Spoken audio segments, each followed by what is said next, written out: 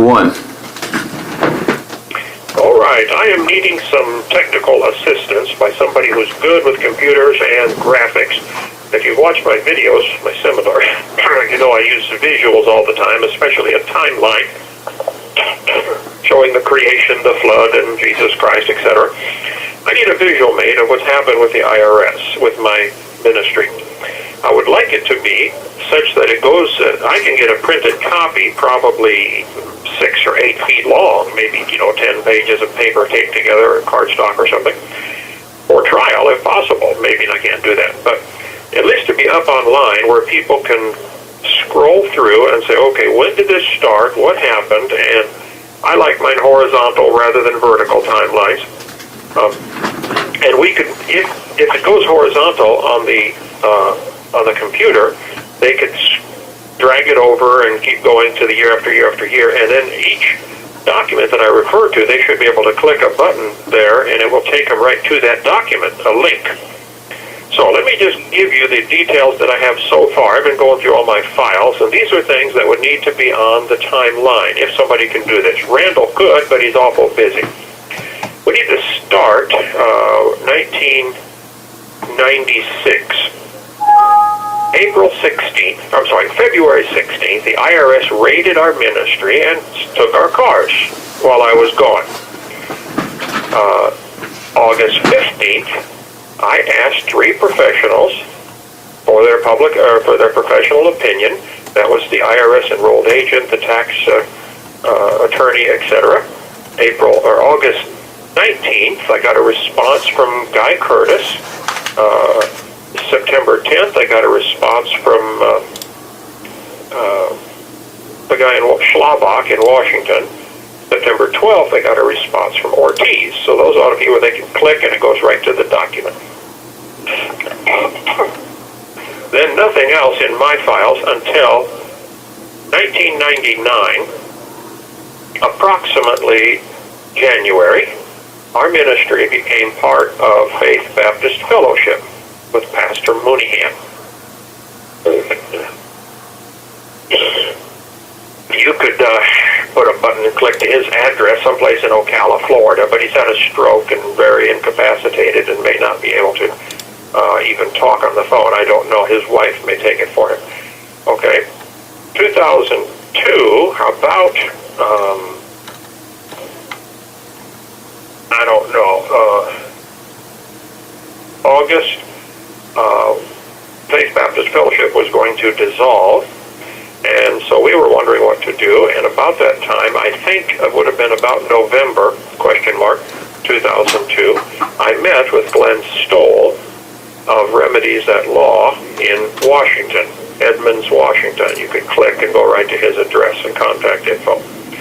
He set up trusts, and in early 2003, about February, I think, we can always change this date, ESE became part of a ministry trust headed by Glenn Stoll under remediesatlaw.com. On this chart, December 16th of 2002, I got the FOIA, F-O-I-A, Freedom of Information Act request. I paid $146 for it. I don't have the date yet of when I requested it, but that's when I received it, December 16th, and they said I owed no tax and was not a tax protester, and all that stuff is in the court record. In December 27th of 2002, I sent a letter to Scott Schneider, and I think you have that letter. Now, there are several more letters that need to go on this timeline someplace. I don't know. I don't have the letters and don't have the dates. But if we get the timeline built where it can be added to easily, this would be very helpful because other people out there that are following this case, maybe even some of the enemies, would say, oh, I know where that letter is, and they'll send it to you. Excuse me. Let's see. Shortly after we became under Remedies at Law, he said you need to stop getting the cash and just get credit cards. And so about spring, I would say maybe March of 2003, the cash transaction, cash withdrawals stopped. April 13th, 2004, the IRS raided the ministry and took $42,819.73 out of the safe under threat. My wife turned it over to Scott Schneider. And then this call is from the Santa Rosa County Sheriff's Office. June 3rd, 2004, a tax bill was made up by the Civil Division of the IRS. Randall Wright in Pensacola is the head of that. And the tax bill was for the exact amount, even though 2004 taxes cannot be figured until 2005, which is a very interesting problem, but they just ignored that. And so they gave a tax bill and turned the money that was seized on April 13th over to the IRS Civil a few months later, based on a tax bill which could not possibly have been made yet because it goes for the next year. Anyway, that's a whole other issue, but people need to know it happened that this tax bill of June 3rd was the exact amount, to the penny, of the amount they seized a couple months earlier. Okay, 2005, September 15th is the first date I have. That's when my third affidavit was sent to the grand jury, and it refers to two previous ones, but I don't have them or the date. Ernie might know. He hand-delivered one of them. 2006, July 11th, the grand jury returned an indictment to find my wife and I guilty of all these, to hold a trial for all these charges. We went to trial then, and November 2nd of 2006, I went to prison. In 2007, the documents I have here, which need to go on this chart, Glenn Stoll put an objection in about them seizing the property. Before that, we need June 28th, Judge Rogers gave an order that they can seize the church ministry property.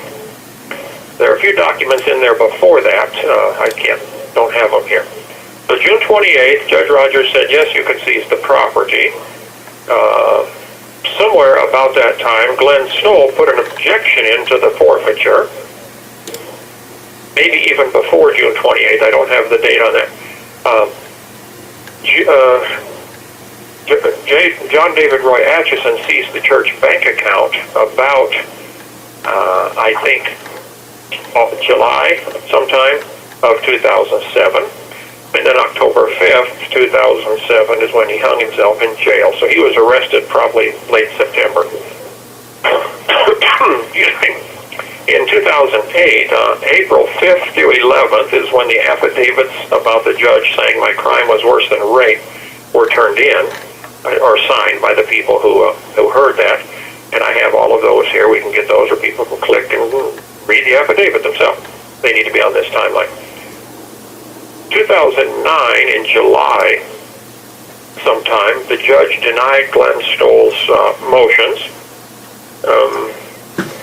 2010, I have July 20th, I was moved out of Edgefield, South Carolina.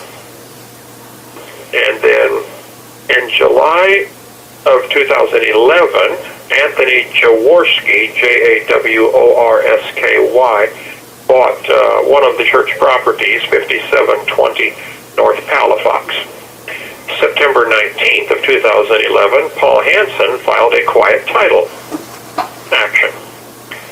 I'm not sure when Paul Hansen came on working with Glenn Stoll, but maybe we can find that. 2012, I finally got my legal box delivered in Colorado. That would have been 20 months after I moved. So I think probably about March. We can find the exact date if that's needed. That was why my 2255 motion was late, because you only get 12 months. March 26th, the government asked that the lien be lifted on the other properties. That was apparently Paul Hansen or Glenn Stoll's lien. Let's see. Move to, here we go. June 11th, the government put in a motion for default judgment. June 27th, the judge granted and banned CSE and Paul Hansen from filing anything else. October 12th, I was moved to Berlin, New Hampshire. April 18th of 2013, Alexander Otis Matthews was moved in to become my cellie in answer to prayer. He saw my case and got to work right away. On April 22nd, we filed a Bivens claim in South Carolina for them keeping my legal box for 20 months. Let's see, May 19th, I filled out a Liz pendants for 4 of the properties they were wanting to sell. May 19th, also, Paul Hansen apparently filed a lien, but I had nothing to do with that. So maybe on this timeline it can be my stuff, what I'm doing above and what he's doing below from there on, because I just now saw recently some of the things he was doing. My attorney gave me some paperwork a few months ago. I said, whoa, I didn't even know he's doing this. Okay, May 22nd. This call is from the Santa Rosa County Sheriff's Office. May 22nd of 2013, I filed a complaint against Judge Rogers. May 29th, the Liz pendants is dated as being received at the courthouse. May 30th, I filed a new 2255 motion in the District Court of Florida. That needs to be, clicked and call that up.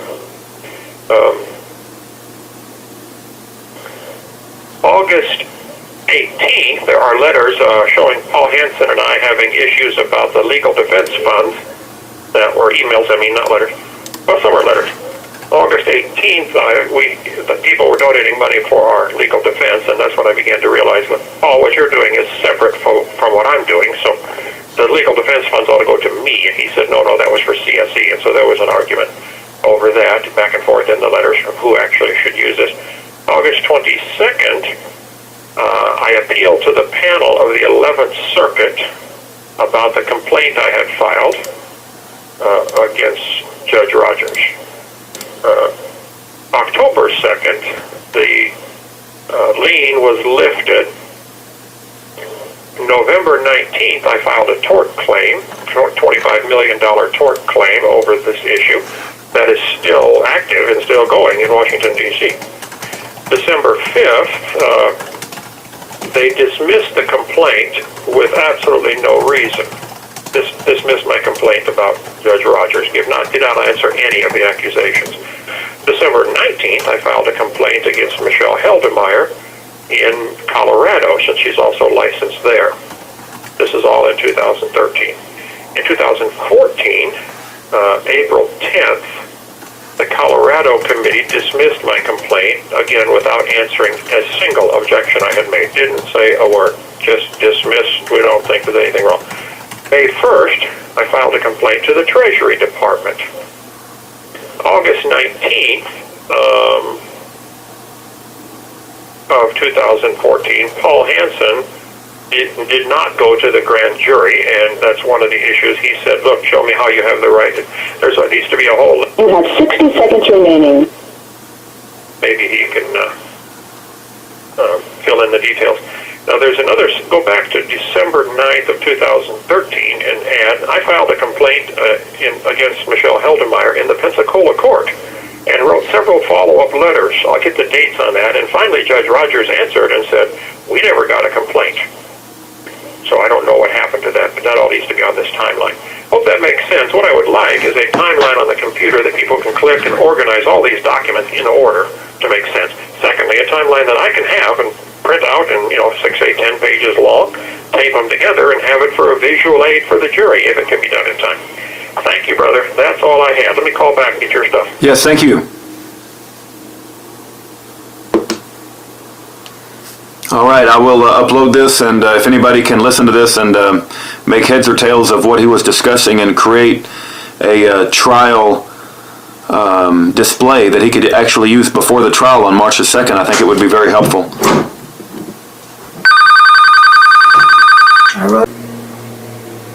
Amen. And see if anybody can work on that timeline. If somebody can actually get something printed, it looks cool. It has to be large letters so it's visible from a distance. If I'm allowed to use a visual with the jury, I could tape 6 or 8 pieces of tape paper together and fold it up and carry it in and unfold it.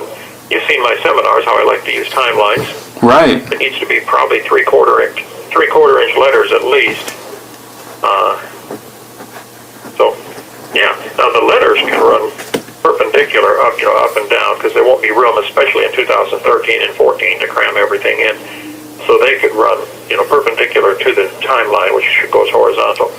Right. It would be a blessing if somebody can do it up sharp in three-quarter inch letters. And it might be where some of the years that don't have much activity could be shortened with just a little hash mark and say, okay, like we're going to leave out some years, for instance, from 97 to 2003, there's almost no activity, so we could just put, one or two little notes in there to shorten this thing up.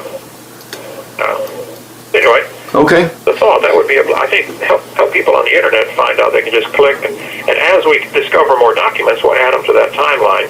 Whoever has computer skills and can do that, they can just add it in and click here and go to the document. Amen. And what I'll do, Dr. Hovind, is as I play this on the internet for the people to hear, I'll put your mailing address in Santa Rosa County Jail, so they can just mail it directly to you if they want to, take a shot at it, and then you can, you'll have their return address, and you can work with them directly, so that we cut out any middlemen. If they mail it to Ernie or email it, I get Ernie's mail next day.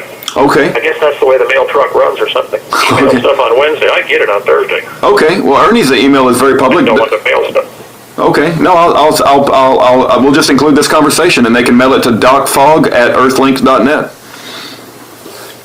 Sounds great. Thank you, brother. I'll call later tonight. Okay. Absolutely. God bless. Okay. All right. Bye-bye. Bye-bye. Bye. All right. So if you guys are listening to this video to create that timeline he talked about, I'm going to try to edit it such that everything makes sense and is in order. And then if you want to take a shot at it and mail it to docfog@earthlink.net if you feel so led, there's a lot of opportunities to, do things around here and to help make a, what do you call it? There's a word I'm thinking of, I can't think of right now, but anyway, help make something for his case, right? It's like when you're given a presentation and you have something to help you present the case. I can't even think of the word right now. My brain is so dead. But anyway, guys know what I'm talking about. So docfog@earthlink.net, that's Ernie Land's email address. But he gets 200 emails a day, so we need to be careful of that as well. So you guys will figure it out. Just do the best you can, and God will, like Wiley Drake says, do the best, and God will do the rest.